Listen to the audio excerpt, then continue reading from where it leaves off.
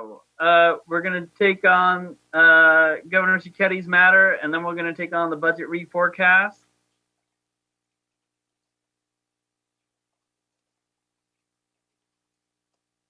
You're on mute, President. Okay, Governor Cicchetti's materials on late materials, page 111, to establish a team for us to begin having direct conversations with the court about all the ancillary unfunded duties we've been given and some of the conflicts that arise because of those, and having a direct conversation with the people who make those decisions and have asked us to carry them out, and some of conflicts that have arisen with our staff and those boards. And Governor Cicchetti, take it away. Thank you. And as President Majumdar mentioned, you'll see these 2 pages on late materials, pages 112 and 113 of your materials. Under the Charter and WSB Board of Governors, you'll see a purpose that should more appropriately be said, former title being Task Force Team to begin collaborative discussion with court regarding delegated administrative entities on issues both substantive, fiscal, administrative due to the continual conflicts resulting. Hopefully that will be the last time we use that title. We'll use something more recognizable and understandable in the future. This probably and possibly been considered maybe last year would have been a good time to begin a discussion about this team or task force. And it might have been a great time to do it at the end of the structures work group when the structures work group determined that there should be some analysis of whether the Supreme Court boards should be governed under GR 12. And I understand that Justice Yu has put together a task force from the Supreme Court to look at just that issue. But this proposal is a little bit broader than that. That would have been a good starting point. But now, as a broader proposal, it occurs to us that a task force for the WSBA to look at all of the boards, Supreme Court boards, would be helpful and to both the WSBA and perhaps to the court.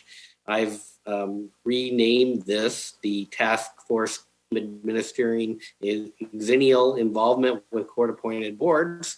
Exennial meaning hospitable, friendly, and helping others. And I think that's how we should be looking toward this. We should take an active approach to each of the boards and be able to share with the Supreme Court not only the administrative nature of the WSBA's involvement, but also the fiscal and substantive impacts of these boards. And so at President Majumdar's encouragement, we put together this charter. It has 3 points there that you can read for yourself.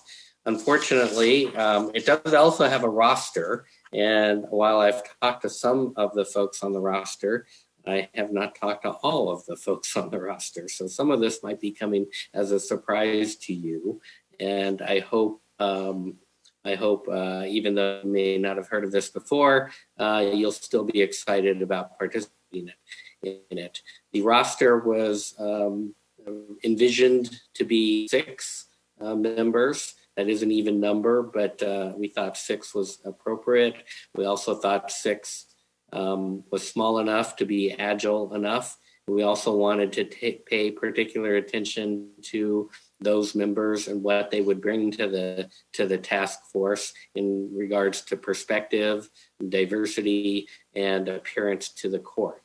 And so with great forethought and consideration, I recommend that Dan Clark, PJ Grabicki, Jean Kang, Brian Tollefson, and Sunitha Anjavel be the members of that, the original charter task force, and that the Board of Governors approve this. We can begin discussions to figure out what we can do to improve our relationships with the boards and coordinate better with the Supreme Court.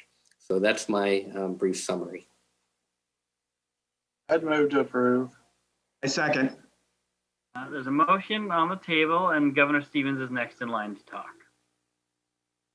And did you get my second? I did. So, Kyle, the one thing I wondered about, and well, I guess my first question is how long you envision the life of this task force to be, and especially if that life is going to go into the next term, would you give consideration to have 7 so that one of the new governors can also be a participant?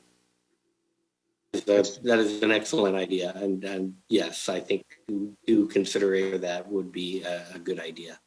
And as far as the timeline goes, I don't know yet. I think let's put it together. Let's figure out whether the Supreme Court thinks this is a good idea. If the Supreme Court thinks this is a horrible idea, it might be a short timeline. If they think it is a good idea, maybe perhaps a little bit.